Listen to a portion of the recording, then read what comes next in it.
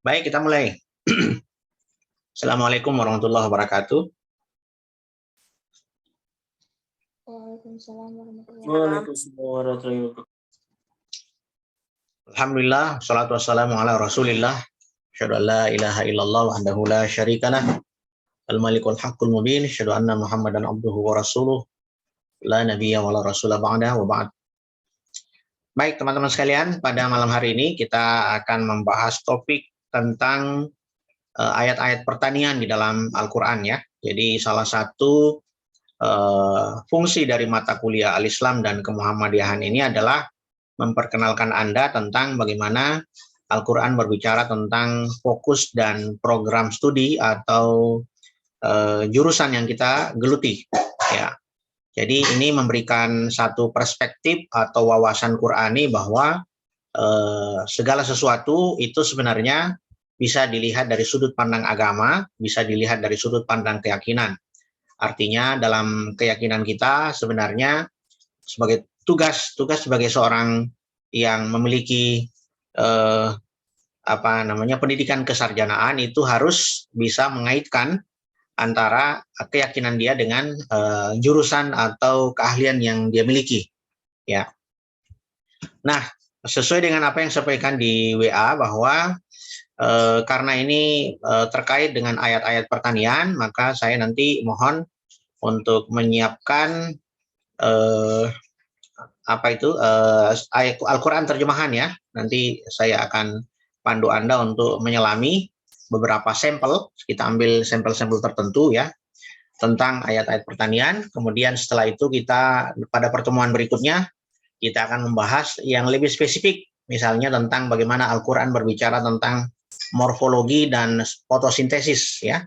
Jadi di dalam Al-Quran juga sudah diberikan indikasi-indikasi ilmiah yang menunjukkan bahwa sebagai orang yang terdidik di dalam pendidikan kesarjanaan itu harus bisa menghubungkan antara keyakinan, agama, dan juga akidah yang dimiliki dengan ilmu dan program serta jurusan studi yang dia geluti. Ya. Nah ini saya share ya. Belum ada ya.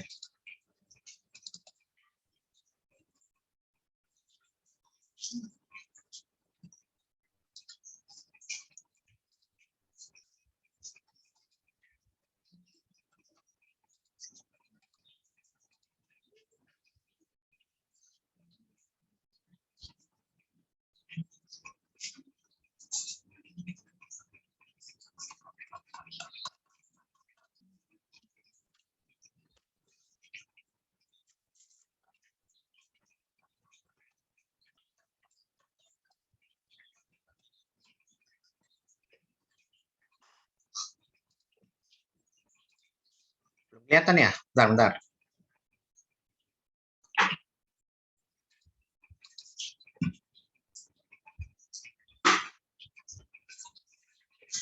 Udah kelihatan?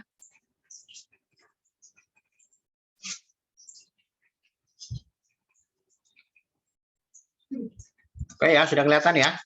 Kelihatan, Pak. Oke.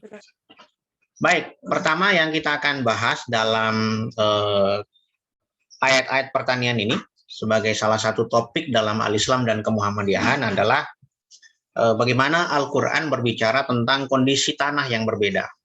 Jadi tumbuhan itu sangat bergantung pada bagaimana kondisi tanah mereka. Ya. Jadi walaupun tidak secara spesifik, tetapi dia menyebutkan, Al-Quran menyebutkan tentang keajaiban-keajaiban tumbuhan ya. Ini ya. Jadi secara spesifik Al-Quran menyebutkan keajaiban-keajaibannya. Kemudian ada kata-kata kebun ya. Nah, sekarang tugas kita adalah menjelaskan tentang Al-Quran ini ya. Kelihatan enggak? Bisa dibaca?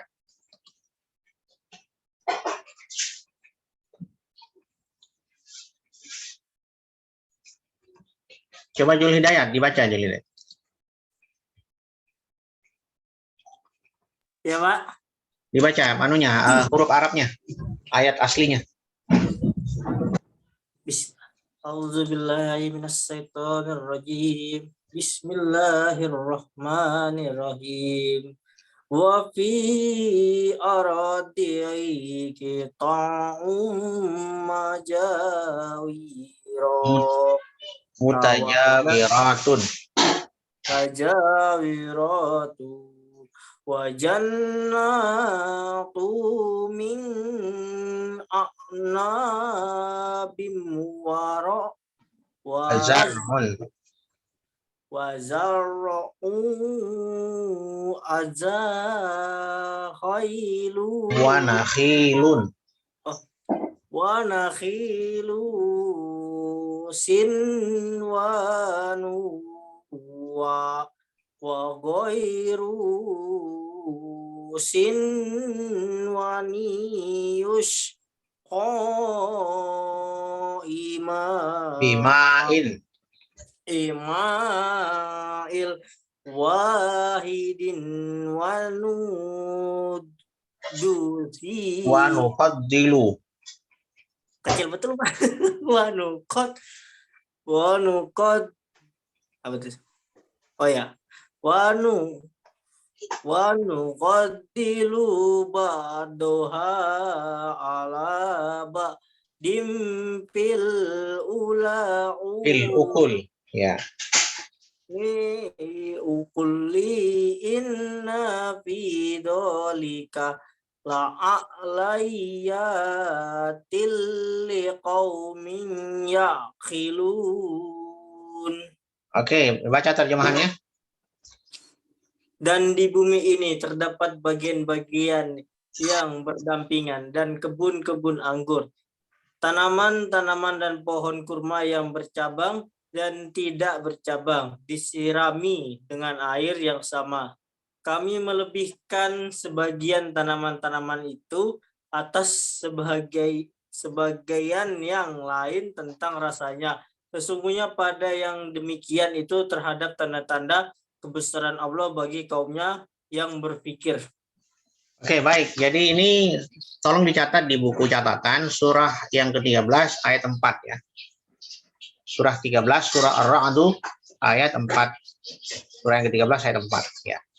Nah, bagaimana hubungan ayat ini dengan pertanian? Ya. Yang pertama adalah ayat ini menjelaskan tentang bagian-bagian yang terdapat dalam permukaan bumi, pada permukaan bumi. Ini ya.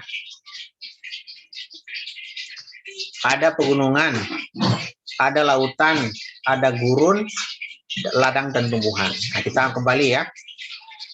Kembali ke atas ini ayatnya. Ya.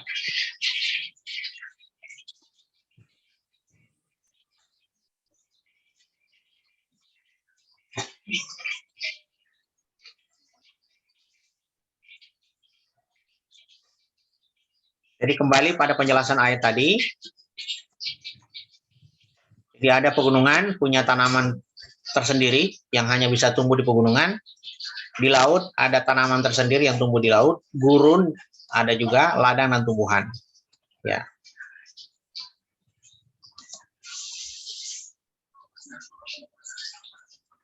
Nah, di dalam kajian tentang pertanian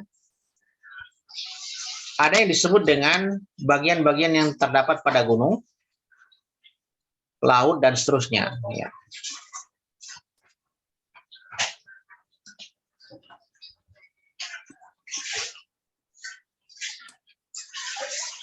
Nah, di sini ayat ini menjelaskan bahwa kondisi tanah yang berbeda-beda antara pegunungan, laut, dan daratan atau hamparan. Ya.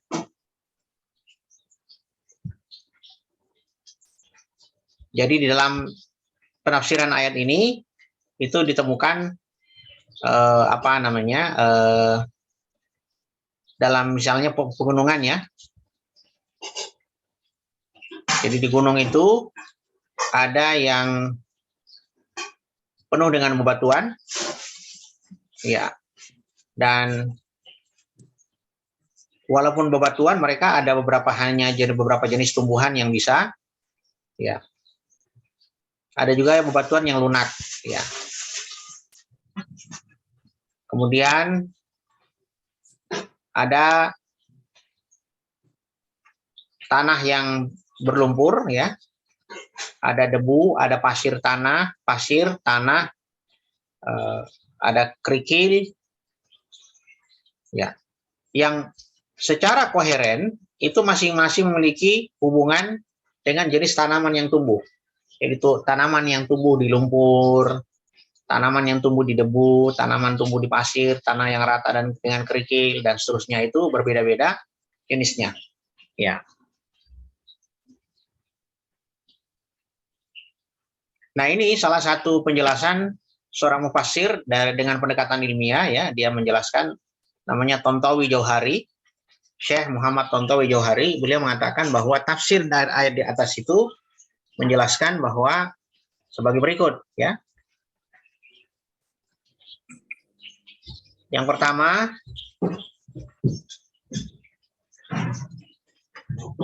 pohon kurma dan pohon pisang tidak akan tumbuh kecuali di tempat yang panas dan tanah yang lunak. Ya.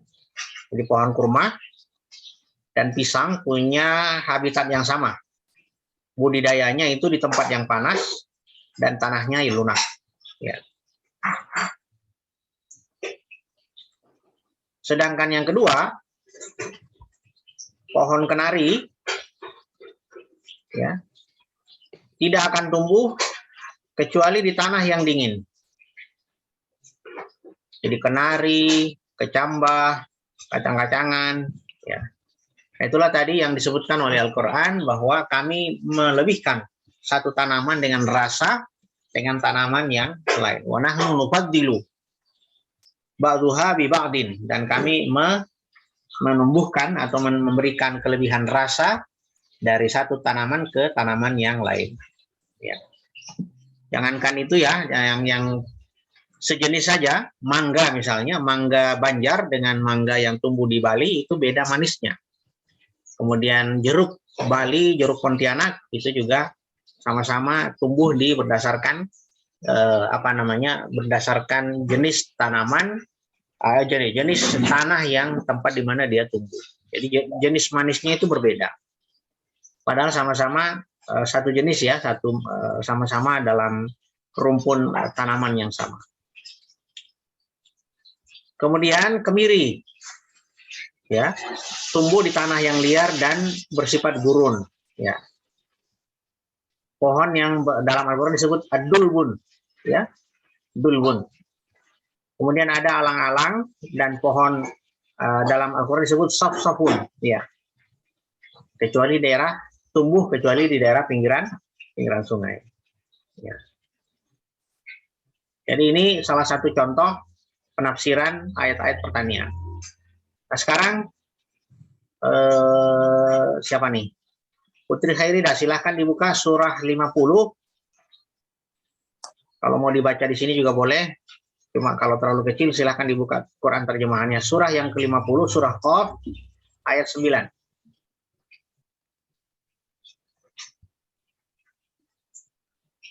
Dari sini Pak. Ya, dibaca ayatnya. Bismillahirrahmanirrahim. Wa nazzalna minas samaa'i ma'am mubarakan fa ambatna bihi hannatin wa habbaul hasid. Artinya juga, Pak? Ya, artinya? Artinya, dan kami turunkan dari langit air yang banyak manfaatnya, lalu kami tumbuhkan dengan air itu pohon-pohon dan biji-biji tanaman yang diketam. Baik, ada kata-kata menarik dalam Al-Quran, ya. Kalimat wahabbal hasid. Artinya apa? Tanaman yang diketam. Apa tanaman yang diketam itu nanti harus kita terjemahkan secara ilmiah menurut pendekatan ilmu agroteknologi atau ilmu agronomi, ya. Ilmu tentang tumbuhan, ya. Nah, kita bahas dulu ayat ini, wa nazzalna, dan kami turunkan. Kami menunjukkan jumlah yang banyak bukan berarti Tuhan itu banyak, ya. Kami menunjukkan bahwa proses itu melibatkan banyak pihak. Jadi turunnya hujan dari langit itu membutuhkan proses banyak pihak. Ya, artinya Allah Subhanahu wa taala ingin menyebutkan bahwa turunnya hujan itu tidak lepas dari keterlibatan banyak pihak, ya. Jadi bukan Tuhannya yang banyak, karena kata kami di sini kalau orang tidak paham bahasa Arab, ya dia akan mengatakan kata kami, ya. Sama lah kalau orang Indonesia bilang kami berangkat, ya, kata kami itu tidak menunjukkan jumlah orang, tapi menunjukkan lebih kepada kesopanan, ya. Dengan orang Indonesia begitu, ya. Nah, disebutkan bahwa air hujan itu adalah air yang diberkahi. Langit menurunkan air hujan yang diberkahi. Ya. Fa'ambat nabihi, maka kami jadikan air hujan itu sebagai sarana media untuk menumbuhkan. Ya. Apa unsur kimia dari air? Kalau di struktur kimianya apa? H2O. H2O. Kalau Hidrogen dan ditambah lagi, oksigen. Hah? Hidrogen dan oksigen. Nah, hidrogen dan oksigen. Jadi kami tumbuhkan dengan air itu pohon-pohon. Jadi hidrogen, melalui dengan hidrogen dan oksigen itu kami tumbuhkan pohon-pohon, biji-biji tanaman yang diketam. Nah, menarik adalah kata habbal hasid. Apa itu biji tanaman yang diketam? Ya, kita lihat di bawah ya.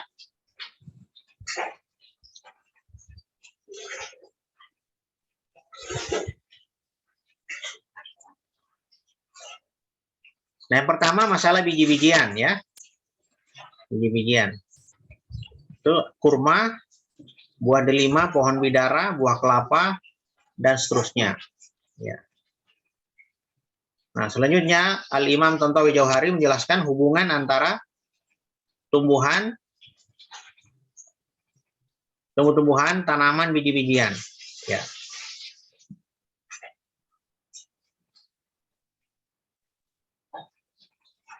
Jadi kalimat biji-biji tanaman yang diketam, ya, habbal hasid itu adalah biji tanaman yang langsung dimakan. Ya. Misalnya seperti apa? Ini ada buah kurma, ya. Kurma langsung dimakan, ya. Delima juga sama, pohon bidara, buah kelapa, ya. Jadi mereka langsung ini ya, buah badam, buah tin, buah anggur, lemon, biji-bijian hijau, dan pohon samak, ya. Jadi menunjukkan bagaimana surah yang tadi dijelaskan, yaitu surah Qaf, surah yang ke-50 ayat 9 ini menunjukkan bahwa kalimat habbal hasid itu adalah biji tanaman yang diketam, adalah biji tanaman yang langsung dimakan. Diketam itu maksudnya dihaluskan sehingga dia bisa langsung dicerna oleh manusia. Ya.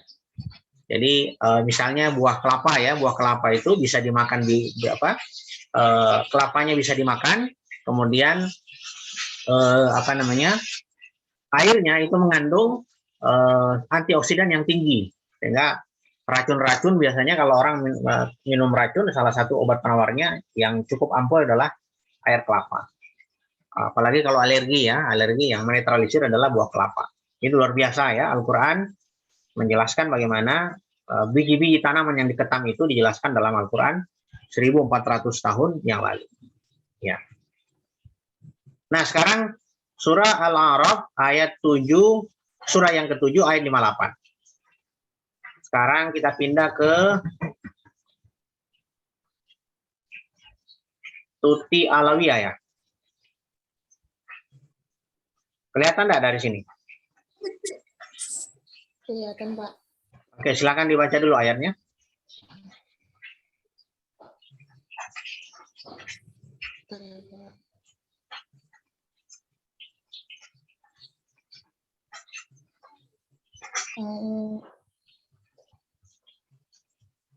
Saya pakai Al-Quran di sini nggak apa-apa? Iya, boleh, boleh. Ya, boleh.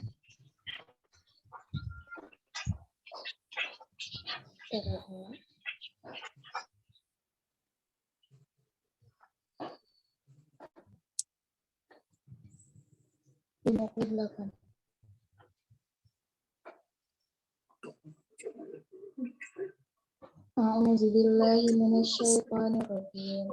Bismillahirrahmanirrahim.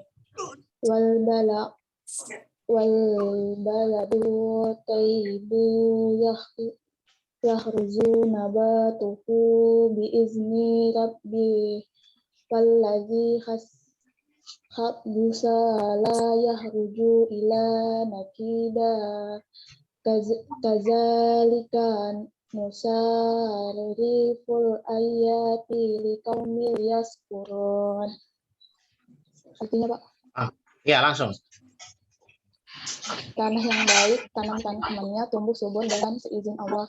Dan tanah yang tidak subur, tanamannya hanya tumbuh merana. Demikianlah kami mengulangi tanda-tanda kebesaran kami bagi orang-orang yang bersyukur. Baik, saya kira ini poin penting pada malam hari ini ya. Jadi tanah yang baik, kata Allah, wal baladut thayyib, jadi bukan hanya makanan yang baik ya, halalan thayyib, tapi tanahnya juga harus baik. Artinya apa? Teman-teman sekalian, dalam konsep pertanian dalam Islam itu tanahnya harus baik. Tanahnya harus kondusif, tanahnya harus betul-betul memiliki unsur hara yang alamiah dan natural. Bukan dipaksakan, ya, tidak dipaksa dengan urea, tidak dipaksa dengan dengan pestisida ya, tapi tanah yang baik, tanaman yang subur ya. Jadi dengan seizin Allah akan menumbuhkan. Nah, tanah yang tidak subur, tanamannya hanya tumbuh merana ya. Dalam Al-Qur'an disebut nakida. Ini ya.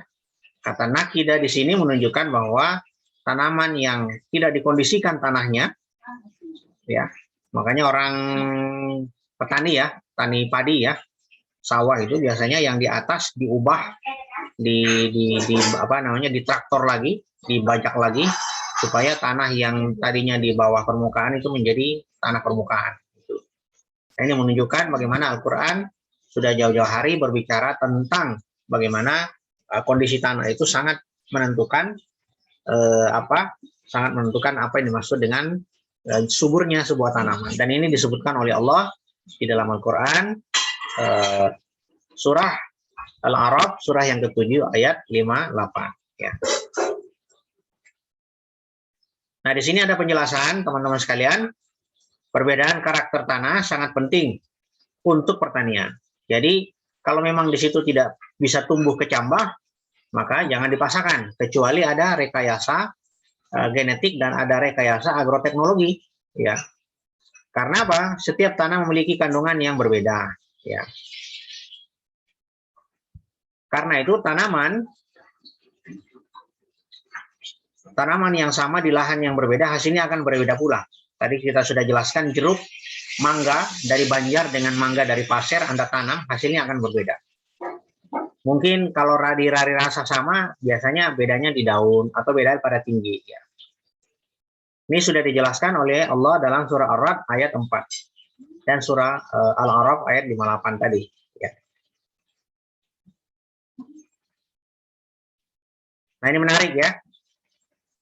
Ini saya berikan ininya.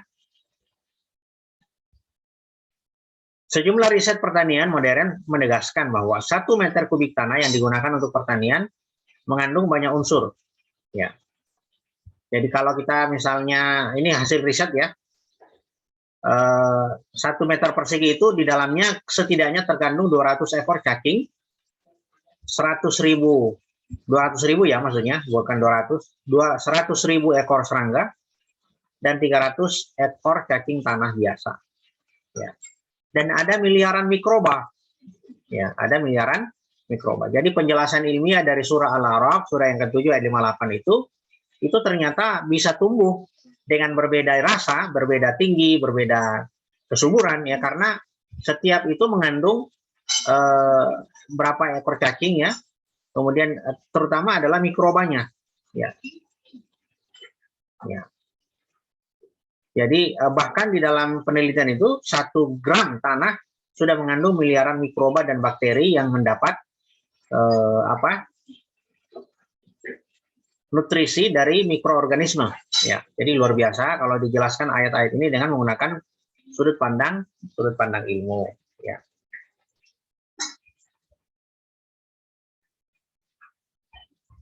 Nah, sekarang yang terakhir itu fotosintesis. Ya, jadi kita sebenarnya melangkah pada proses fotosintesis dan pembentukan klorofil. Ya. Sekarang yang terakhir ini saya minta kesediaan dari Eva Silmarani, ada?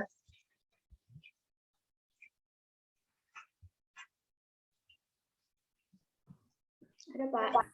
Ya, silakan dibaca surat Toha, surat 20 ayat 53. Ayatnya dan terjemahannya. A'udzubillahi minasyaitonirrajim. Bismillahirrahmanirrahim.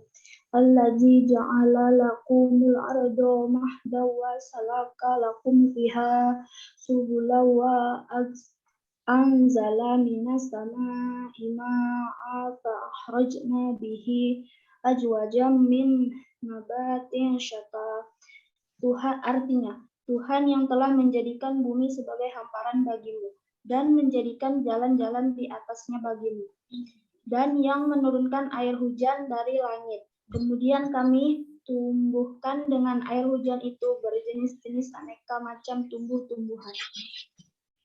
Baik, terima kasih. Jadi kata kunci dari ayat ini adalah fa'akhrajna bihi azwajan.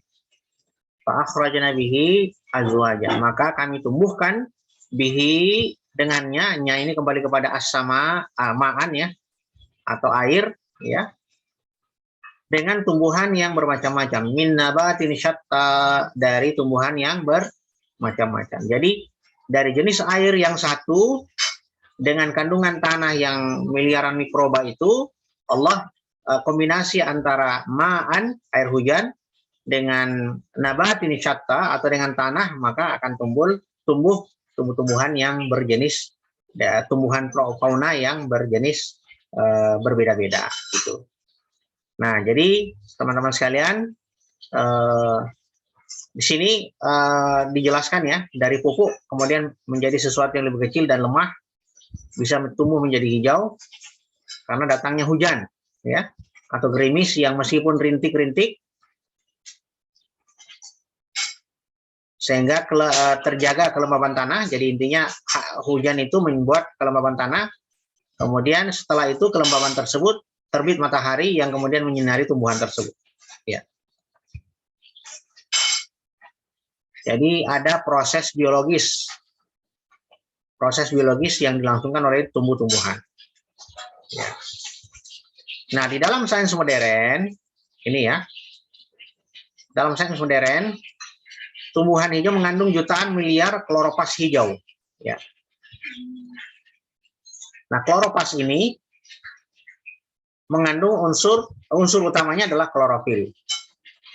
Nah, karena adanya klorofil, maka kloropas bisa menyerap sinar matahari dengan mengubahnya dari energi cahaya menjadi energi kimia. Bisa dibayangkan ya, satu jenis tumbuhan buah-buahan misalnya mengubah energi cahaya matahari menjadi energi kimia. Ya.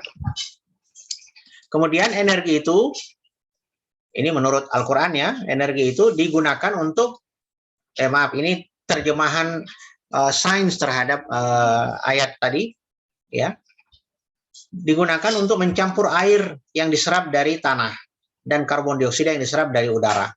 Jadi luar biasa ya. Kemudian air yang diserap dari tanah, karbon dioksida yang diserap dari udara itu akan menjadi gula. Makanya ada beberapa tumbuhan yang manis. Ya. Kemudian mengalir dalam batang tanaman, kemudian oksigen yang dilepaskan dari tumbuhan. Ya. Jadi ini menunjukkan bagaimana proses fotosintesis dan zat hijau daun itu sangat membutuhkan sangat membutuhkan sangat membutuhkan kelembaban tanah dan udara, ya, serta cahaya matahari. Jadi luar biasa. Nah, sekarang yang berikutnya adalah surah Al-An'am. Saya bacakan ya, karena ini agak panjang.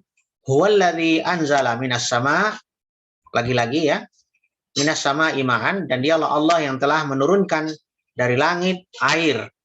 Fa akhrajna bihi nabata kulli syai'in, dan kami keluarkan dengan air hujan itu jenis tumbuh-tumbuhan yang bermacam-macam. Fa akhrajna minhu khadira, dan kami menjadikan dari tumbuhan itu ada yang disebut dengan tumbuh-tumbuhan tanaman yang menghijau, ya. Nah, tanaman yang menghijau ini menurut Al-Imam Jawahir At-Tantawi itu sebagai tanaman yang zat unsur utama dari kloropas, yaitu klorofil, ya. Kami keluarkan dari tanaman yang menghijau itu butir yang banyak, ya. Jadi bisa dibayangkan proses fotosintesis itu selesai, maka dari proses fotosintesis itulah kemudian cadangan makanan dari tanaman yang menghijau itu melahirkan butir yang banyak, dan dari mayang kurma mengurai tangkai-tangkai yang menjulai, dan kebun-kebun anggur, ya. Dan kami keluarkan pula buah zaitun dan delima yang serupa, yang tidak serupa, baik yang serupa maupun yang tidak serupa.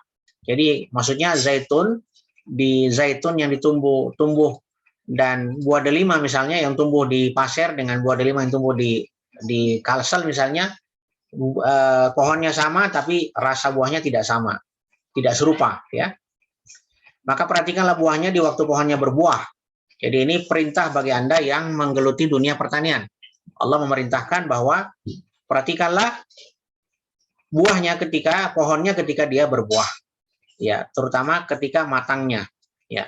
Sesungguhnya pada proses fotosintesis dan berbuahnya tanaman itu terdapat tanda-tanda kekuasaan Allah bagi orang-orang yang beriman. Saya kira ini akhir dari pertemuan kita, teman-teman sekalian, tentang beberapa cuplikan ayat-ayat Al-Quran tentang fotosintesis dan ayat-ayat tentang pertanian. Saya mohon Anda catat, kalau Anda lupa berarti Anda harus membuka rekaman ini di YouTube, ya. Silakan dikunjungi, jangan lupa like, share, and subscribe, ya. Kayak kayak konten kreator itu, ya. Oke, ada pertanyaan teman-teman? Tidak ada, ya? Matanya sudah pada mengantuk ini. Padahal belum malam minggu ini. Cukup, ya? Kita insya Allah ketemu pada pekan yang akan datang, ya. Oke, terima kasih. Assalamualaikum warahmatullahi wabarakatuh. Waalaikumsalam warahmatullahi wabarakatuh. Ditutup dulu. Belum ada absen nih. Bentar. Ya.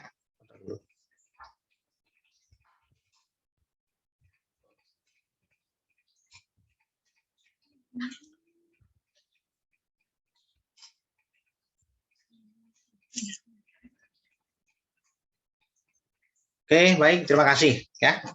Sampai jumpa. Assalamualaikum warahmatullahi wabarakatuh.